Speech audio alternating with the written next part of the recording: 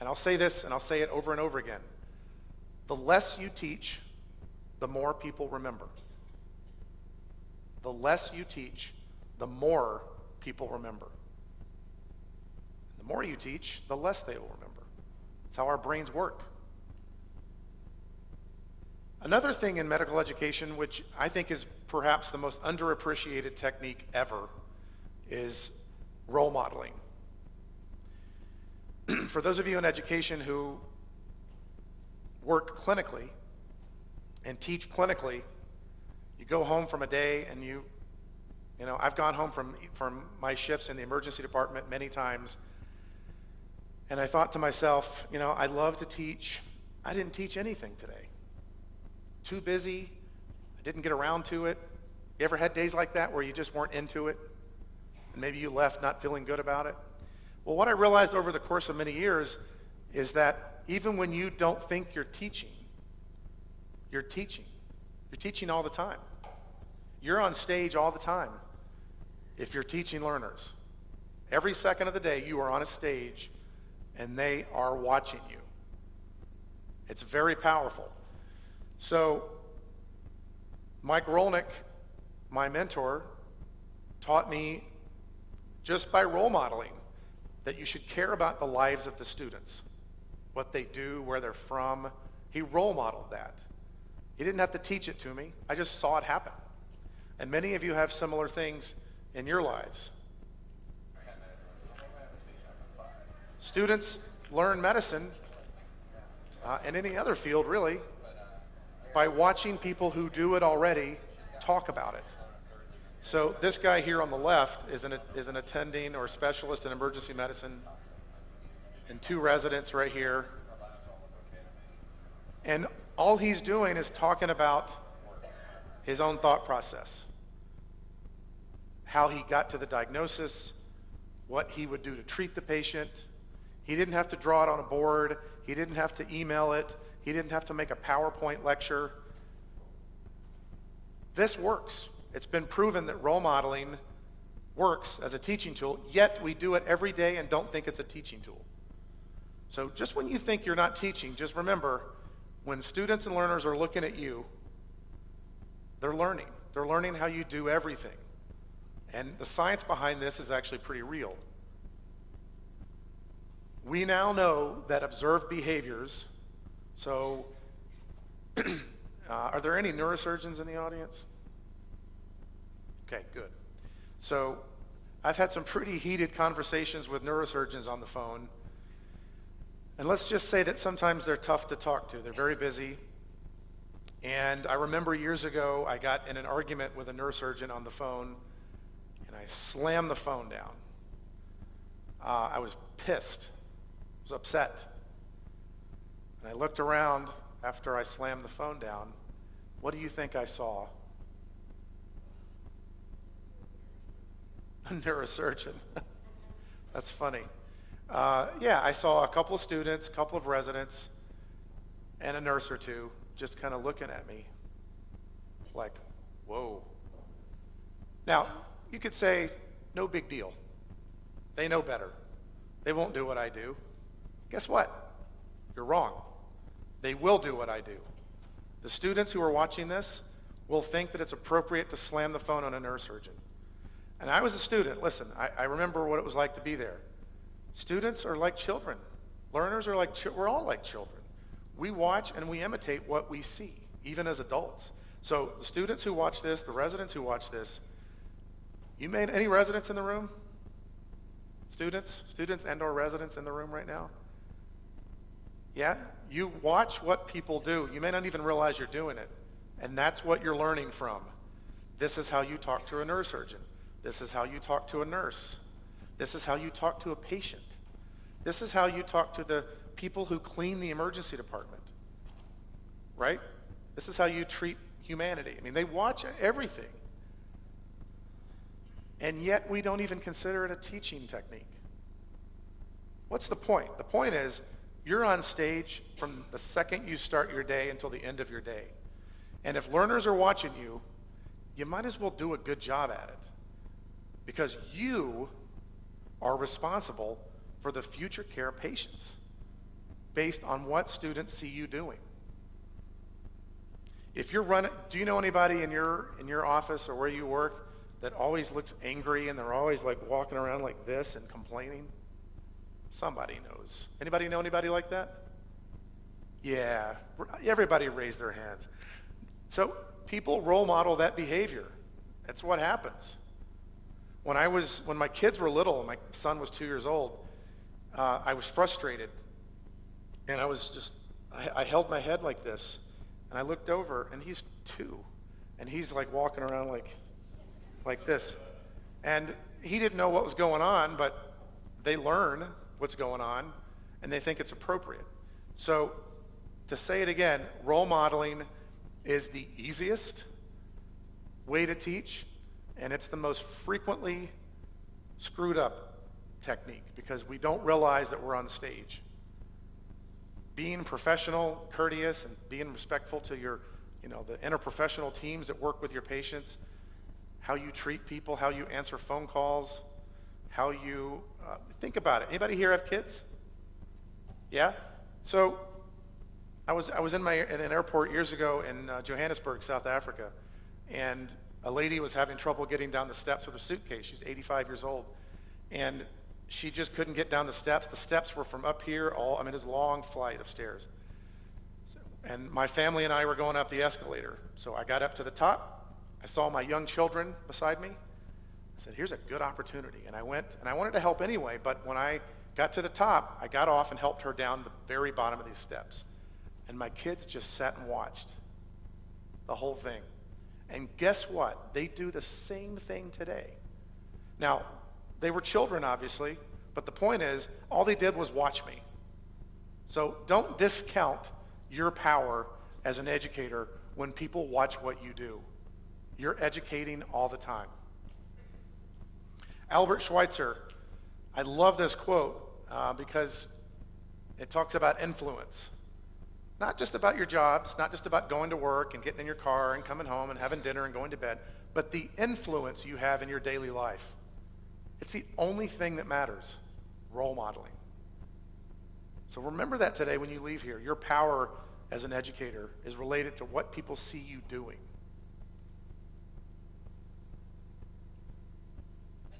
Here's another thing that relates to the whiteboard teaching. This is something we refer to as trying to drink from the fire hydrant. We try to teach too much. If I have a case in the emergency department and I'm excited to teach about it, and there's 5 things I want to teach about it, what do you think I should do with those 5 things I want to teach about it?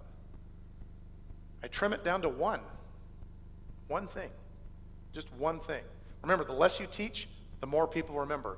So I've stopped trying to spray down my learners with all these great teaching pearls.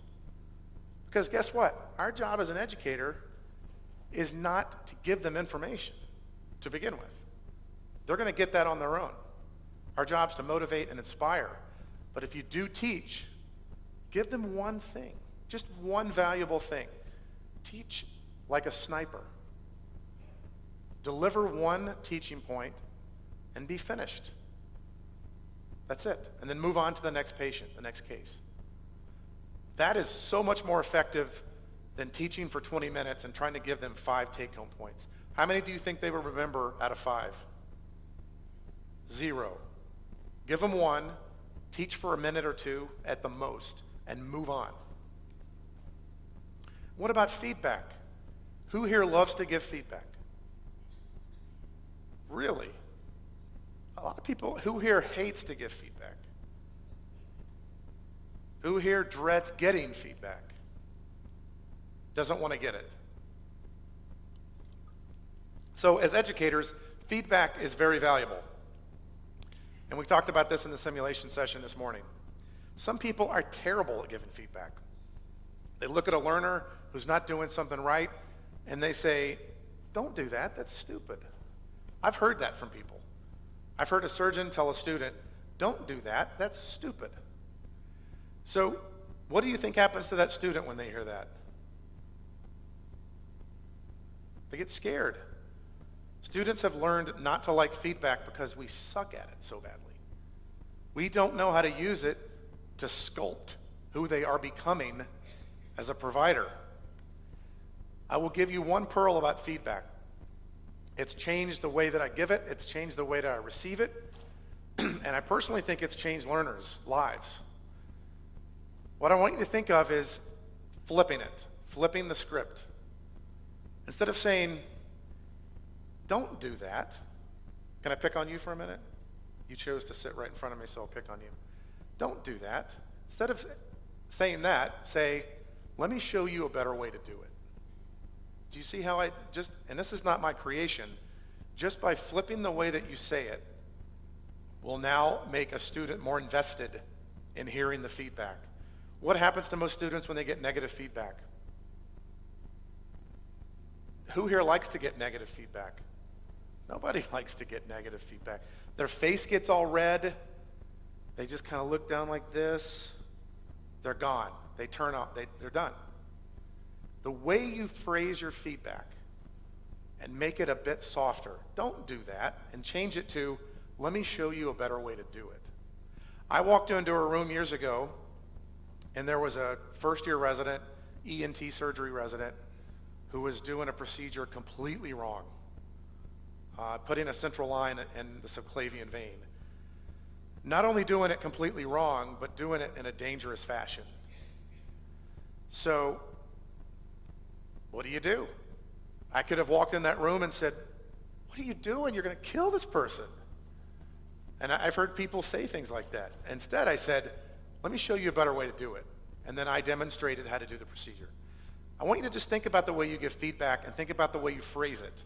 If you change the way you phrase it, you change the way they receive it. And not only that, the feedback actually changes who they are. It's a teaching technique. And get this, they'll provide better care for patients in the future. Does that make sense? It works. Giving good feedback matters. Who here is on Snapchat? Not right now, but like ever. I don't think Snapchat's that big. Is it growing in Turkey? Yeah? Because we're going to talk about one of the things that educators do not understand about learners, and that is social media. Okay, we'll skip through Snapchat because I think it's just ultimately just a way of having fun. Instagram, who here is on Instagram? Okay. Who here is on Facebook? And what about Twitter? Okay, there's a few others. There's only a couple of hands went up for Snapchat. Here's the reality. Not so much Twitter, much more so Instagram, and a little bit of Snapchat, but mainly Instagram. This is where, I want you to listen really carefully. If you're an educator and you have no hair or gray hair, you know who you are, the older educators. This is where learners live. I'll say it again. This is where learners live. Get used to it. Don't fight it. Don't try to get them off of it. Don't get frustrated. It's just the way life is. They are on social media. So you have two options.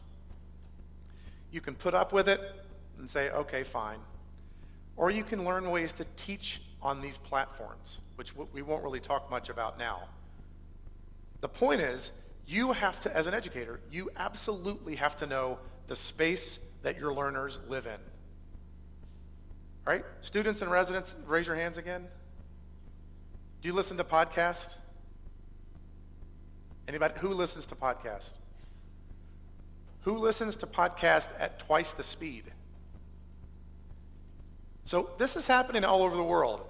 Students' attention spans are so short. And I don't know if you know this, on a podcast, you can actually speed up the rate of speech to 1.5. You can actually slow it down, but you can do 1.5 or twice. They won't even listen to your voice as an educator at normal speed. Is that not depressing? They think we're slow. Maybe we are. They want to go faster. They want to go to social media. They want to watch videos at their own pace. They want to rewind you. They want to fast forward you. They want to come back to you later. They don't want to read a book chapter. right? They live in a space that we absolutely have to understand, or we will not understand who they are as learners, and we will not be effective at motivating them. Educators who understand learners and where they live are more effective. Now, let me be cautionary tale. Don't creep on your learners' Instagram accounts and try to friend students and be inappropriate. That's not what I'm saying. But understanding the space they live in will make you a better educator. So if you've been fighting the urge, I don't need Facebook, I don't need that Instagram stuff, you should look into it. Because what's at stake is patient care. It all backs up understanding learners, being more motivating and inspiring, making them want to be better. My professor understands me. These things ultimately get translated to patient care, believe it or not. Okay? Now, when we talk about social media, we're not talking about this crazy person. And I've done my very best not to mention it, but I've only got one slide. And we're definitely not talking about this crazy person. Way too much Twitter. Ineffective. So this is the part of social media that is the bad part. All the stupid fluff, the stuff that doesn't matter. We're talking about learning where your students live and learning how they think. You just have to. For those of you who have children, my daughter, who is almost 15, she's 15 next week, taught me how to use Snapchat because I teach residents on Snapchat. And I'm sitting there, and this was 2 years ago, so she was 12, 13, and it just hit me. My 12-year-old is teaching me how to use social media. I'm supposed to know how to do this. I'm very tech. I do podcasts. I'm sophisticated. But the thing is, as you get older, you lose those abilities, right? Anybody here bought a new phone recently? And if you're anybody older bought a new phone, you look at it, you're like, oh man, how do I get this thing started? Like, you're gonna notice, for the young ones right here, you don't have a clue what I'm talking about. That's great. But as you get older, you kind of lose these abilities. You gotta stay in touch with your learners. You have to stay in touch in education if you're gonna be effective. So learn how to use these platforms. Learn what your students do and what they like. You will be so much more effective if you do that, and your careers will be much more satisfying. Now, the question for all of you, educators or learners, all of you, both groups, is it just enough to do what you do now? Is it just enough to have a classroom of 30 people, teach those 30 people, and then go home? Right? Is it enough? Maybe it is. Maybe that's your job. Maybe that's enough. I don't think it is. When a lot of people ask me, why are you on social media so much? I refer them to this book. And this book is actually makes the argument why we should be on social media. But it's a funny book, I think, just the way it's written. This is what a lot of people think about social media. It really is. This is what a lot of typically older educators think about when I tell them that if they want to be connected to learners, you need to learn a little bit about this. This is what they truly believe. They think it's not real. It doesn't help. But social media, the question is, as an educator, honestly, could it improve your career? I mean, many of the learners are already on social media. They'll tell you the benefits.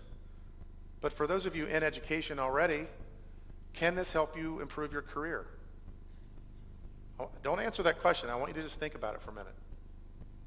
Here's a podcast called The School of Greatness, because I have an assignment for everybody in this room, especially if you're above the age of 50. I'm just going to make a very arbitrary cutoff.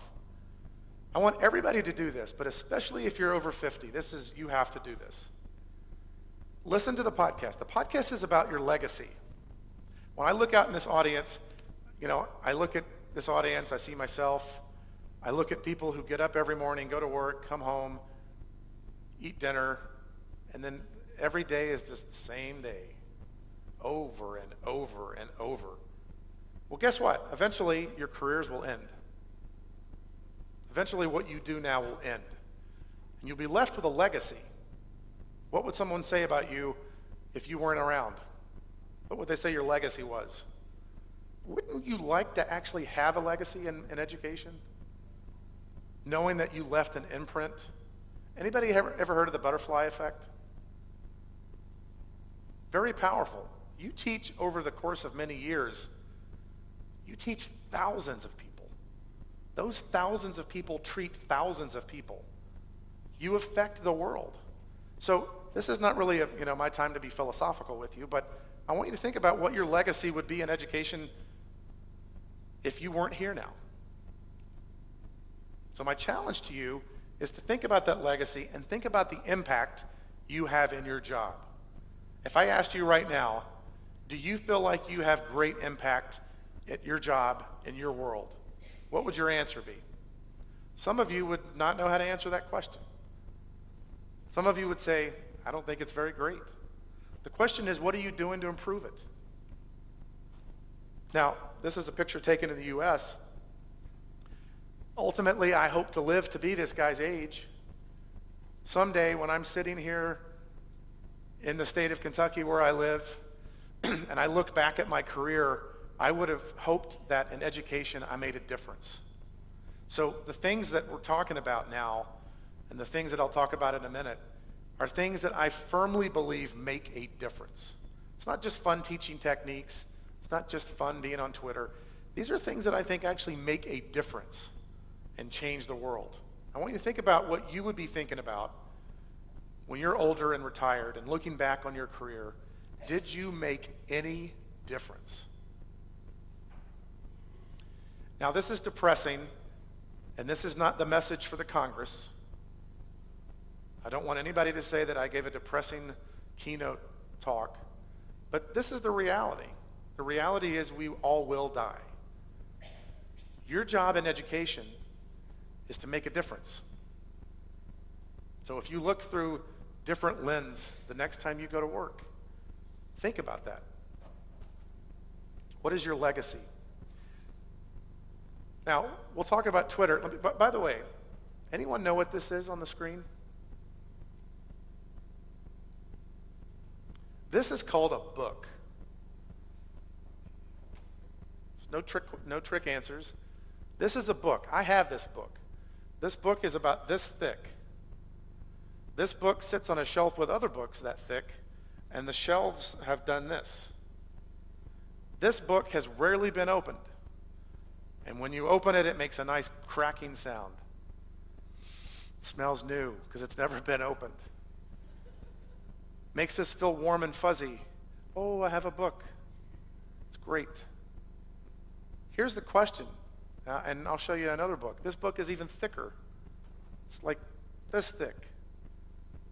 I used to have this book and I threw it away. I don't want it anymore. It's too thick. Who grew up in education reading books? A lot of people. For educators, you don't have to answer me, but I'll ask you a question. And it's mainly rhetorical. Do you think your learners read books?